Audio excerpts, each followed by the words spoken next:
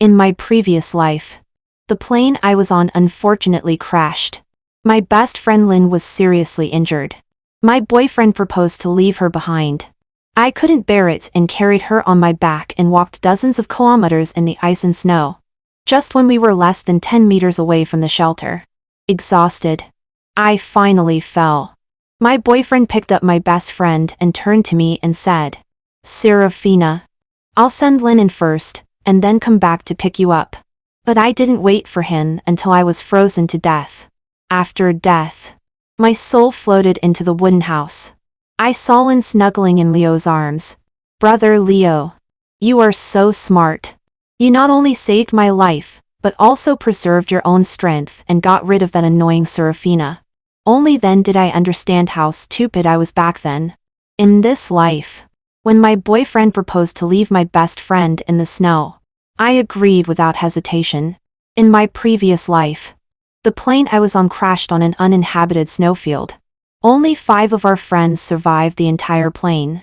But my best friend Lynn's leg was injured and she couldn't walk at all. Fortunately, my boyfriend Leo is a pediatrician and knows some first aid knowledge. After simply bandaging Lynn's leg, he proposed that we all walk south. The place where the plane crashed is north of a certain latitude. Obviously, it is almost impossible for people to walk from the frigid zone to the temperate zone on foot. But there is currently no other way. After all, it is the safest for everyone to walk in one direction. Just then, my boyfriend Leo, who has always regarded saving lives and helping the wounded as his duty, actually proposed to leave my injured best friend Lynn behind and let the 4 of us continue to look for shelter. After finding helpers, we would come back and take Lynn away. I immediately refuted Leo's callous proposal. But he said, "Serafina, don't be willful. This is a matter of life and death. It's already -20 smiting degrees even during the day. If we can't find a place to keep warm before nightfall, all of us will die here." My heart sank. But I also knew that Leo was right. We had just rummaged through the belongings of the dead by the plane and found a few clothes that could barely keep us warm. But in this ice and snow, it is obviously not enough. For example, my shoes are ordinary single-layer sneakers and have no warming effect at all. My toes are already freezing and hurting. Leo has no hat or long hair to cover him. And his ears are almost frozen off. Even we healthy people are like this. Once the injured Lynn is abandoned, it means waiting for death in the ice and snow. If it were me in my previous life, listening to Lynn's pain and seeing her pleading eyes, I definitely couldn't bear to refuse. But having experienced it once, I already know that Leo and Lynn have been secretly having an affair behind my back. Leo said this because he knows my temper too well. In most cases, when there is an injured person in the team, and this injured person is a delicate little girl, it is usually the tall boy in the team who takes on the responsibility of taking care of her. Although Leo has an affair with Lynn, out of selfish nature, he is unwilling to lend a helping hand. He winked at Lynn behind my back. Lynn immediately understood his meaning and began to attack me. In my previous life, it was at this time that I softened my heart.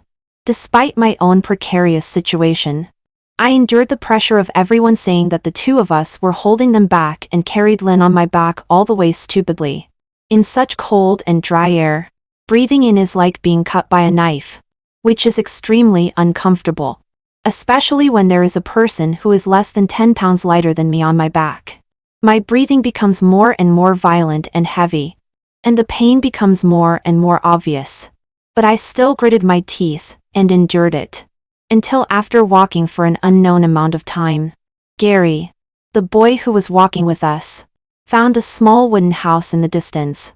He cheered excitedly. "Look, there is a house ahead. If there is a house, there must be people. Come on. Everyone hold on. Persistence is victory." At this time, Leo, who had been walking in front and ignoring how hard and uncomfortable I was, suddenly stopped and waited for me. I thought that because hope was so close, he no longer thought Lynn was a burden. Therefore, his conscience was not completely lost, and he was finally willing to lend a helping hand. But who would have thought that he would be more of a hindrance than a help? When he turned around and took Lynn from my back, he accidentally stepped on my foot. And it was this step that became the last straw that broke the camel's back. After walking in the snowfield for so long, my sneakers were already icy cold, and my toes were showing a tendency to freeze off. Leo's step just happened to be in a crucial position. Suddenly, my toe broke off, making me so painful that I couldn't stand up at all, especially since my physical strength had been exhausted all the way. I had been relying on the belief that there are 2 lives on me, to hold on. To put it bluntly, I was just holding on with one breath. Now this breath was suddenly interrupted, and I fell in the snow again because the pain from the injury was too great. When I recovered and wanted to get up again, I found that I couldn't do it at all. Before Leo left with Lynn on his back, he said to me, "Serafina, you are much heavier than Lynn. Wait for me to carry her to the wooden house. After I recover a bit of strength, I will come out and pick you up immediately." Heavy? Although I am 10 centimeters taller than Lynn, I am only 6 or 7 pounds heavier. And now, my boyfriend chooses to save someone else first because his girlfriend is 6 or 7 pounds heavier than another girl. It's a lie to say that there is no discomfort in my heart. But my upbringing since childhood tells me that when in danger, let the weak go first. Lynn is injured and has always had poor physical strength. She can also be considered weak. It is right for Leo to take her away first. I comforted myself like this in my heart. But what I didn't expect was that Leo never came back after leaving. I was frozen to death on the snowfield like this. Later, the rescue team came and found the 4 people in the wooden house. They sighed that it was a miracle and rescued them. I don't know if it was because of the special environment of the snowfield, but my soul actually remained beside my body. When I saw them being rescued, Leo held Lynn in his arms and comforted her softly. That expression and tone were more like a couple than when he was with me before. Lynn snuggled in Leo's arms and whispered, "Brother Leo, you are so smart. You not only saved my life but also preserved your own strength and got rid of that annoying Serafina. It turned out to be like this." I was struck by lightning immediately. But Leo looked smug. "Yes. Otherwise how could I make room for you?" The captain of the rescue team had extraordinary hearing and actually heard the whispers of this immoral couple. He glared back at them, and immediately gave an order. "Search again to see if there are any survivors missed." Lynn complained. "Oh. What are you still looking for? Let's go quickly. It's so cold. In this snowfield. Except for the wooden house. Where else could there be people alive?" "Captain. There is still one person here. A nimble team member found me. Alas. It's a pity. The body has already stiffened. She should have been gone for some time." The team leader came towards me, ignoring Lynn and Leo's repeated exclamations of bad luck. He took my body back to my hometown. Thinking of this, I am grateful to God in my heart for giving me a chance to be reborn. Facing Leo's words that are exactly the same as in my previous life. This time I nodded in agreement quite reasonably. Indeed. This may be the best way. As soon as I said this, the frozen air instantly became even quieter. "Serafina. What did you say?" Lynn sat on the ground and looked up at me in disbelief. "Otherwise, we can't find a better way. What do you think?" I no longer foolishly take all the responsibility on myself but throw the problem back to them. The 4 people looked at each other in dismay and were silent for a while. Needless to say, Leo and Lynn are in the same group. Gary and Stacy are good friends called by Lynn. Speaking of which, among the 5 of us, I am the only real outsider. The relationships between the other 3 and Lynn are closer than mine. There is no reason to insist on relying on me alone. But I still underestimated Lynn's thick skin. "Serafina. I didn't expect you to be such a selfish person. Now that my foot is injured like this, are you going to leave me alone and let me wait here to die?" I diverted the blame. "Hey. This wasn't my suggestion. You just heard it too. I also think Leo's suggestion is cold and heartless. But it does make some sense. Well, the two of us don't count. Let's have a show of hands among the four of us. Should we take Lynn with us or leave her here? By the way, Leo and I don't need to raise our hands. We have already expressed our opinions. Gary. Stacy. What do you think? Now the situation is very obvious. Among the four people, two already disagree with taking Lynn. As long as one of Gary and Stacy says not to take Lynn, she will be left here. If they both agree to take Lynn, it will be a tie of 2-2. But this physical work must be done by those who propose taking her. Naturally, it won't be me and Leo. Lynn cast her expectant gaze at Gary and Stacy again. Their gazes began to dodge unnaturally. Otherwise, let's do as Leo said. After all, there really is no better way. I quickly added. Yes. Fortunately, Leo is assertive and can make decisions. Otherwise, if we keep hesitating here, it will be a waste of time. Hearing this, Lynn immediately cast a dissatisfied gaze at Leo. Yes. If it weren't for his bad idea, everyone wouldn't have decided to give up on her so quickly. Feeling the pressure of Lynn's gaze, Leo began to be torn again. Serafina, let's take Lynn with us. I pretended to be puzzled. Didn't you just think Lynn was a burden? He was a little displeased. I just didn't accept the reality of the plane crash for a moment. So I was a little out of control. But I didn't expect you all to be so cold-blooded and actually refuse to save her. In short, we can't leave Lynn alone here. He then said to me, Serafina, do you really have the heart to let your best friend wait in the snow to die? Facing Leo's temptation, I just didn't take a stand. Instead, I innocently said, in special times, we must consider the overall situation. Of course, I can't just follow my own idea. Leo and Lynn were so angry that they almost vomited blood. But this is not the time when they are exhausted and on the verge of life and death. Therefore, their sense of shame has not been extinguished, and they can't directly ask me to carry Lynn. After all, the two men present are both 1.8 meters tall and work out all year round. I'm afraid they themselves are ashamed to directly say what's on their minds. Seeing that I am a tough nut to crack, Leo looked at Gary again. Gary, what do you think? This is to let Gary make the decision. The person who finally makes the decision to abandon Lynn will definitely bear the greatest psychological pressure and sense of guilt. Similarly, the person who finally makes the decision to take Lynn will inevitably bear the greatest amount of labor. Gary let out an unhappy snort. Didn't you just say you don't care about Lynn? Why are you pretending to be a good person now? If you've changed your mind and want to take Lynn with you, just carry her on your back. No one will persuade you to put her down. There's no need to discuss it with us. Leo and Lynn glared at Gary resentfully upon hearing this. Wishing they could stare a hole in him, I gave Gary a thumbs up in my heart. If I could be as slippery as him in my previous life, I wouldn't have been so miserably victimized.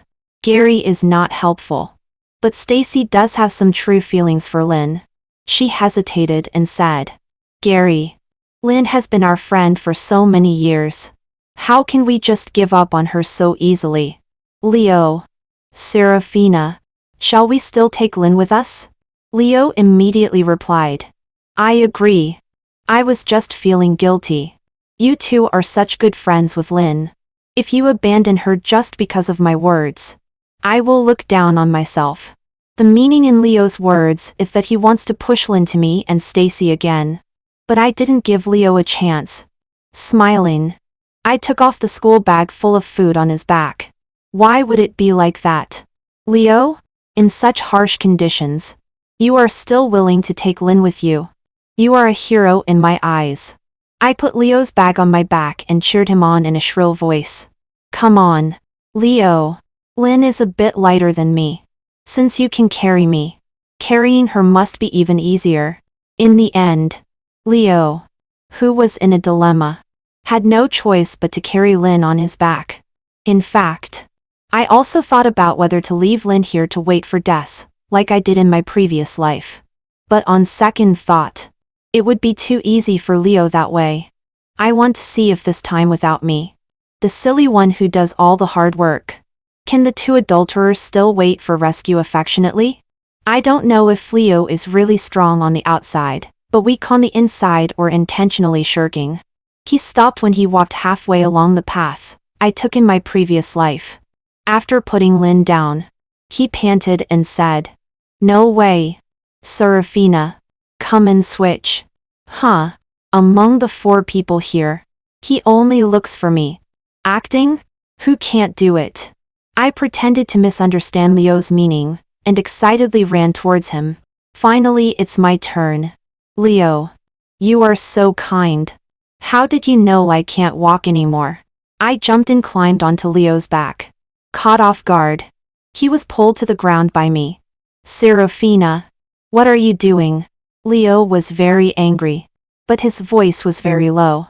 I guess he, like me in my previous life, has already run out of strength to even speak. I pouted innocently. Didn't you say it's my turn? I thought after you carried someone else for so long, you finally remembered to carry your own girlfriend. Isn't it? Lynn was so angry that she almost vomited blood. Brother Leo meant for you to carry me. This way. Then I understood it wrongly. But what should we do now? Leo just lost his balance. When I fell off his back, I sprained my ankle. I looked at Leo helplessly. You can only continue to carry Lynn on your back. After saying that, I stood up directly and pretended to limp away, leaving Lynn and Leo behind. I don't know how long I walked. The sky is getting dark, but there is still no sign of the cabin. It seems that Leo's physical strength is still not as good as mine in my previous life. His slow speed has also aroused Gary's dissatisfaction. Leo. This won't do. We are walking too slowly. Just as you said before. Let's put Lynn here first. We will come back to pick her up later when we have recovered. Lynn's frostbite on her hands and feet is more serious than that of us who are walking because she hasn't moved her limbs for a long time. In addition, boys are not as careful as I was in my previous life when carrying people. They swing Lynn's injured leg around all the way. So although she didn't walk, her leg injury became even more serious. I sneered in my heart. In my previous life, when I carried Lynn on my back, I did my best for fear that she might be injured somewhere. But she was like a young lady. Sometimes she said that I walked too fast and her leg hurt. Sometimes she said that I walked too slowly and couldn't find a place to stay even when it got dark. In the end, I carried her to a place just one step away from survival. But she left me in the ice and snow. Unexpectedly. This time it was Leo who carried her. And she didn't even dare to let out a fart. Leo still wanted to say something, but was interrupted by Gary. If you still want to carry Lynn, of course we won't stop you. But you can carry her slowly and chase the main group behind by yourself. We can't wait any longer. After saying that, he looked up at the sky. At this time, the sky was almost completely dark. The vast and uninhabited snowfield was completely silent, as if there was never an exit. The piercing northwest wind made the skin on everyone's face crack. I couldn't help shivering. To everyone's surprise, this time, I still chose to carry Lynn on my back. My physical strength is still preserved well and I won't drag down the main group. Lynn was moved. Serafina, you are my best friend. I didn't answer but proposed. But I have one condition. I'm afraid of falling behind while carrying Lynn. I want to walk in the middle. A group of people were originally all Lynn's friends. Putting her down was also a last resort. Now seeing that I am willing to accompany her without delaying the progress. Naturally everyone agreed. With the experience of my previous life, I walked much faster than Leo while carrying Lynn. Suddenly, Leo's impatient voice came from the very back. What's wrong? Stacy? Don't you also want me to carry you? I tell you, I don't have any strength left. Stacy behind me was puzzled. Leo, what are you talking about? I didn't say I want you to carry me. Leo was shocked. Stacy, weren't you behind me? When did you run in front of me? Then who was the person who patted me on the back just now? Don't turn back. Leo. Don't turn back. Gary. Who was walking in the front? Exclaimed in horror. You remember. Leo. You mustn't turn back. Let's walk faster. Gary, who has always been calm and unrestrained, even had a trembling voice. His emotion also spread to each of us. On this gradually darkening vast snowfield, any unfavorable change can crush our fragile nerves. Leo almost said with a crying voice. Gary, why can't I turn back? What do you mean by your words? What's behind me? Gary didn't answer. Don't worry about it. Anyway, just walk faster. Remember not to turn back. Also try not to hunch over, and don't run. Hearing this, my mind buzzed and I knew I had that right. When I was a child, I heard some legends that bears in the wild are very smart and might imitate human behavior.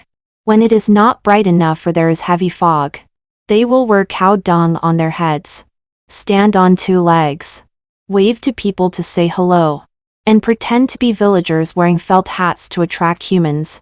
Sometimes, bears even knock on doors like humans or pat people on the shoulder gently from behind. If a person who is patted on the shoulder turns back without noticing, the bear will bite his neck immediately. Thinking of this, a chill rose from the bottom of my heart, and dense sweat oozed out on my back. Gary is in the first place. I am in the second place, followed by Stacy and Leo. If Leo is eaten by a bear, then it will be Stacy next, followed by Lynn and me. This is the real purpose of me carrying Lynn on my back. In my previous life, Leo and several others were all in the cabin. They didn't know at all that they had narrowly escaped death. At that time, not long after I was frozen to death and my soul was still floating beside my body, I saw a bear sniff me from head to toe. But I couldn't move, and my attraction to the bear was limited. So it didn't eat me immediately. It just buried me deeper in the snow with its thick paws. I guess it should have more desirable food. It just regarded me as an alternative similar to compressed biscuits. So it covered me with snow to prevent other beasts from finding me. At this moment, I am carrying Lynn on my back, in case a bear or other wild animals attack me. Lynn, who can't run far and isn't completely dead, should be more attractive than me. I can use her as a shield to seek a chance of survival. The steps of the four of us kept speeding up. If you listen carefully, you can still hear footsteps that are more chaotic and heavier than those of humans. This further confirms my guess in my heart. I can't help swallowing nervously in fear. What should we do? Gary. I feel it's still following me. Before Gary could answer, Leo immediately screamed in horror. Ah! It's pulling at me with its hand. Save me. I don't want to die. Wait for me. Serafina. Don't walk so fast. Wait for me. Leo was mumbling behind. We all tacitly didn't answer but walked faster and faster. Obviously, he wanted to find someone to be his scapegoat. Serafina. Wait for me. Wait for me. Or at least you put Lynn down. Right. You can't walk fast while carrying Lynn. Put her on the ground, and I'll do it. Hearing this, Lynn immediately had a crying voice and begged in a low voice in my ear. Serafina. Don't put me down. Please. I don't want to die. I sneered in my heart. I thought Leo and Lynn had such a deep relationship. But it turns out they are just like everyone else who abandon each other in a disaster. Seeing that I didn't move, Leo started to increase the stakes. You don't want to put Lynn down. Isn't it because you still think she is your good best friend? Don't you know what she has done behind your back? Leo. Lynn shouted angrily. Are you afraid now? You were very brave when you seduced me. Leo's voice was a bit ferocious. Serafina. Don't listen to him. Leo is crazy. He wants to find a scapegoat, so he is deceiving you. There is nothing between me and him. No one is deceiving you. Serafina. I can give you my phone. There are chat records with Lynn in it. Before we could reply, Leo exclaimed again. It hurts so much. It's biting me. If this goes on, Will it eat me? This seems to be a bear. It's all your fault. Lynn. If you hadn't said you wanted to travel abroad, and I couldn't get rid of Serafina, none of us would have come out for a trip.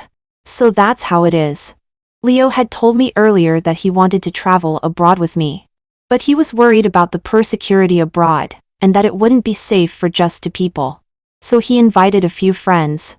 Unexpectedly. It was all for Lynn. You all wait for me. Serafina, don't walk so fast. I'm your boyfriend. I, who was mentioned, silently quickened my pace. What a joke. There's no way I would wait for him. Leo's voice began to pant violently, as if he was running. From the front came Gary's extremely terrified voice. Don't run, Leo. Don't run. But it was already too late. Because Leo was too scared and wanted to jog a few steps to be side by side with Stacy. But his running action completely triggered the beast's hunting instinct. The bear that had been following Leo without attacking finally couldn't resist pouncing and starting to bite. Behind us. Leo's screams kept coming. Help me. It's eating my leg. We could only continue to walk quickly forward. At the same time, I quietly looked back. It was hard to see clearly at night. I just felt that there seemed to be red liquid splashing faintly in the snow. At first, Leo begged and pleaded. Seeing that we didn't respond, he began to curse. Serafina. Gary. Do you think you can escape by leaving me alone? How could you run faster than a bear? Almost at the same time, Gary, who was walking at the front, suddenly paused. Look. What's that? In the darkness, it was hard to see clearly with the flashlight. But according to my past life experience, I know that we have reached the wooden cabin of my past life. It seems to be a house. Stacy exclaimed in surprise. The crisis of the bear-eating people behind us hadn't been resolved yet. So we couldn't help but quicken our pace. The moment the wooden door was closed, Leo's screams were cut off. But we didn't dare to relax for a moment. The footprints in the snow were so obvious. The human smell was so strong. The bear was so cunning. And there wasn't much food on the snowfield. After the bear finished eating Leo, it would definitely find this place soon. I looked up at this wooden cabin. It was completely made of wood structure. It could only guard against gentlemen, not villains, let alone guard against bears. Foreigners are really unreliable in building houses. Only cement and steel can give people a sense of security. Thinking of this, we decided that we couldn't just wait for death. We had to take the initiative. Bears are afraid of fire, loud noises, and unknown or taller things than them. We searched all over the wooden cabin, but only found a shovel and a mop that could barely be used for self-defense. But these things seemed a bit ridiculous in front of an adult bear. Stacy continued to search in the room. Suddenly, she found a switch and pressed it out of curiosity. In an instant, the snow in front of the house was completely illuminated. Coupled with the reflection of light by the snow, there was an illusion that the sky suddenly became bright. This sudden change also startled the bear that was eating happily. The fat figure covered in black fur ran away without looking back. After confirming that the bear had no intention of coming back, the 3 of us finally summoned up the courage to go out and check on Leo's situation. Speaking of which, this bear is really vicious. Other beasts would bite off the prey's throat in one bite and start eating after it had died. This bear chose to start eating from the feet, torturing the prey to collapse in fear and pain, and finally dying from excessive blood loss. Just like Leo now. His legs had been gnawed by the bear to the position of his knees. Both knees were a bloody mess. The dazzling red looked even more hideous under the light in the snow. The smell of blood in the wild could easily attract wild animals. Leaving Leo at the door was really not a good idea. Therefore, when Gary carried Leo and walked towards the wooden cabin, I didn't object. But deep down, I felt a vague uneasiness. Would that bear come back? No wonder in their past lives they didn't want to go out after entering the wooden cabin. It was indeed warm inside. Gary lit the fireplace. Stacy was bandaging Leo and Lynn's wounds. I cooked the food in my backpack into hot meals in the kitchen. In less than 5 minutes, everyone had cleaned their plates. After eating, I suggested strengthening the wooden cabin as much as possible. After all, bears are very vengeful animals. We scared it away with light and interrupted its eating. No one knows if it will come back. After listening, everyone thought it made sense. But after searching around in the room, we found that only 2 large solid wood wardrobes could be of use. The wooden cabin had 1 door and 2 windows, one in front and one at the back. We used these 2 wardrobes to block the door and the front window respectively. The window at the back could only be barely blocked by a standing sofa. Both wardrobes were filled with a lot of clothes and sundries. Since they were made of solid wood, it took the 3 of us a lot of effort to put them in place. After doing all this, we finally felt a little relieved. When the temperature inside the room had risen almost enough, we extinguished the fireplace. Gary took several large-sized glow sticks that he had just found in the room, and climbed up the chimney to fix the glow sticks on the roof. This way, even if the light was poor at night, the patrolling and rescue planes could see that there were people here. Lynn was sweet-tongued and good at coquetry. She had always been popular, and was always the center of attention wherever she went. Now seeing the 3 of us busy here and there, she didn't feel guilty at all for not being able to help. Instead, she felt neglected. Ouch. It's so cold. Serafina.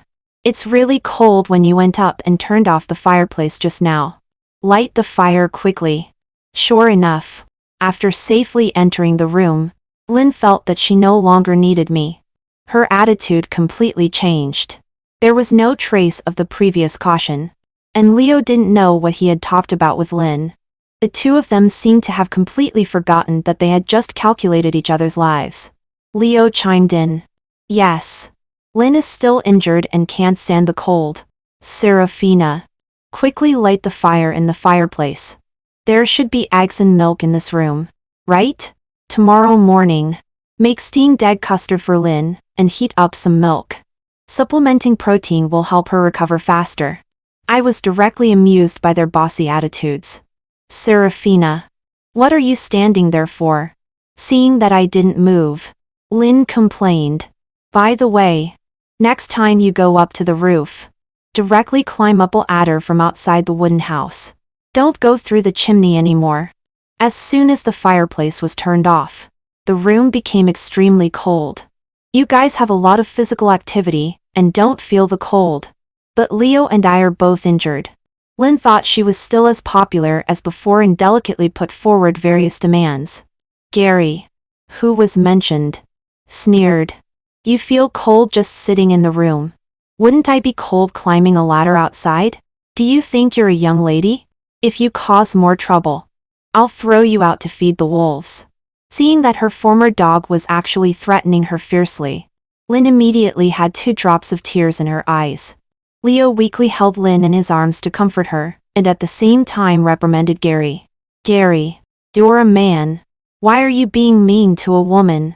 It's just climbing a ladder and getting a little cold. It's not going to cost you your life. Don't let your brothers look down on you.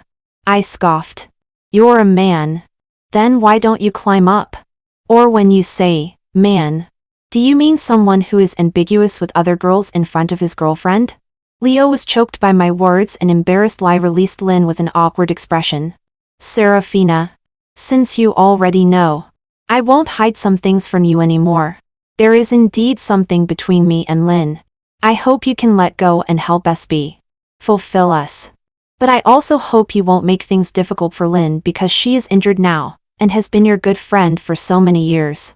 Leo's words seemed as if I was so reluctant to part with him, and was pestering him. I rolled my eyes in my heart. My life is not even guaranteed. Yet he still has time to think about these useless things. You hope for this and hope for that. Why don't you go to the temple and make a wish? And when Lynn seduced my boyfriend, she didn't remember that we were friends for so many years. Now she remembers? I tell you, I don't care if you two, this couple of adulterers, stay together or go and harm others. But don't bring your affairs to bother me. I don't have time. As I expected, it wasn't Leo who refuted me first. But Lynn. Leo. What are you talking about? I've always had brotherly sisterly affection for you. How could you think of our relationship this way? Leo looked surprised. He overestimated his charm and Lynn's character. I kindly reminded him. Leo.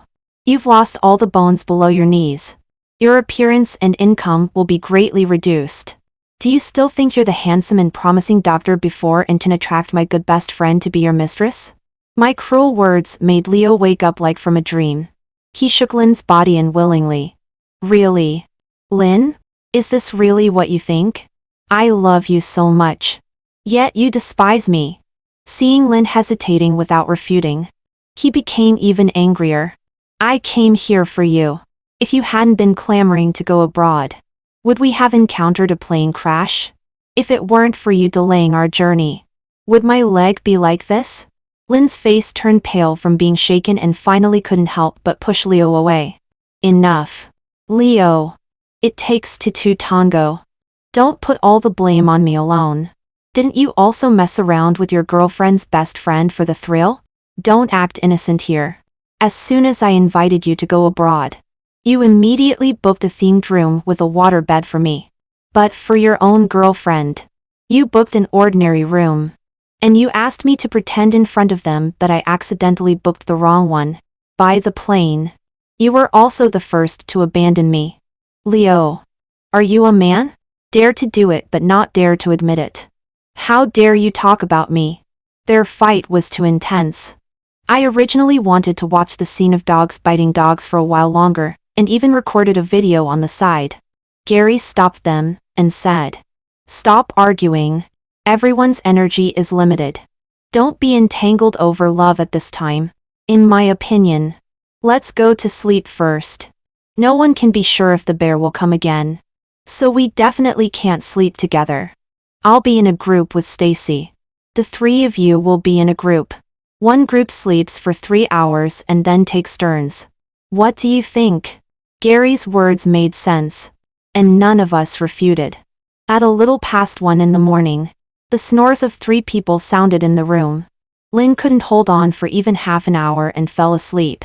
Now only I and Leo are still awake. Serafina. Leo suddenly called me in a nauseantly affectionate tone that I hadn't heard in a long time. Instantly, goosebumps covered both my arms. After what happened today, you must be very disappointed in me, right? There was the same bitter smile on his face as the infatuated male sec and lead in idol dramas. Not really. I didn't have much hope for you anyway. Leo's smile froze on his face and he persisted. Serafina. I know I've hurt you. I don't expect your forgiveness. But I hope you can believe that I was just blinded by Lynn before. Now I know that you are the one who is best to me. I really regret it. TSK. Leo finally realizes that he has no market anymore and wants to come back to me. This sucker. Leo. You don't have to regret it because I know everything you've done all this time. In Leo's hopeful eyes, I said firmly, it's all from your true heart. Because you are originally a scumbag. That's why you were seduced by Lynn. So don't act in front of me anymore. I don't want what others don't want either. Leo's eyes wide and in surprise. For a long time, he seemed unable to believe that such heartless words came out of my mouth. I was a bit speechless. Outside the window, the night wind howled and danger lurked everywhere. I had to be fully alert to keep watch. But Leo was still thinking about how to find a backup. Just when I was about to roll up my sleeves and pinch myself again, I heard a dull knocking sound at the door. At first, I still prayed that I had misheard. But in less than 10 seconds, there was again a dong dong dong sound on the door. I didn't think there was anyone else on the plane as lucky as us. Not only did they survive, but they also happened to find this wooden house. When I looked at Leo, his eyes were also full of horror. The one knocking at the door must be that bear. Just like in the legend, it's pretending. It's bewitching me to open the door. My palms began to sweat and my heart seemed to be tightly clutched by something. Who knew that after about 2 minutes, the knocking at the door didn't sound again. We were about to breathe a sigh of relief when we heard a dull knocking sound coming from the window behind the house. Not good. This bear is really cunning. It knows that the defense at the back is the weakest. The sofa in the wooden house is in a modern light luxury style. It only relies on throw pillows and cushions to hold the scene. The internal structure is supported by only a few pieces of wood and simply cannot withstand the attack of a bear. What should we do? It's about to come in. Leo's voice trembled. I looked up and said, there is only one way. After a fierce inner struggle, I still couldn't leave Gary and Stacy to die. Although my death in my previous life was also partly due to them. They were not the masterminds after all. I gently woke up Gary and Stacy, and repeatedly reminded them not to rashly make a sound and wake up Lynn. Otherwise, with Lynn's excitable personality, once she starts yelling, it will surely let the bear outside the door determine that there are people inside the house. And then it will no longer have any scruples and directly break down the door. Fortunately, she was sleeping deeply and wasn't woken up by this knocking sound. The sturdiness of the wooden house definitely can't stop this bear. There is only one place we can hide, which is the chimney. Gary said in a heavy tone. I have climbed this chimney. It is only 6 meters high and the size is a square with sides of several meters. And the roof can't hold people. We did a simple calculation and understood. In the end, we unanimously decided to abandon Lynn. After Gary picked up a kettle and poured water to extinguish the fireplace, the 4 of us quickly got in. Gary was on the top. I was second. Below was Stacy. And Leo, who couldn't climb, was of course at the bottom, because the fire had just been extinguished. The fireplace was very choking, especially in Leo's position, but he couldn't cough out loud and could only turn his face bright red. After all, it was better at the top. At his position, the bear could reach him. As soon as Leo got into the fireplace, there was the sound of wood shattering, and the roar of a black bear from outside the window. Immediately after was Lynn's scream. Lynn cried and said, "What's going on? Why are people all gone? Save me." Leo, Serafina, Stacy, Gary, where are you? Why didn't you call me? Are you hiding in the closet? Yes. You must be in the closet. You don't dare to go out. Go there. There are still people in the closet. Go and eat them. I couldn't help feeling a burst of relief in my heart. The height of the chimney can only accommodate 4 people. And the 3 of us healthy people must each occupy a position. So there is only room for 1 person between Leo and Lynn. I know their natures well. Once Lynn is woken up and one of Leo and Lynn is chosen to enter the chimney, no matter who is chosen, the other will betray our location. So I directly proposed not to wake up Lynn. Everyone had no objections.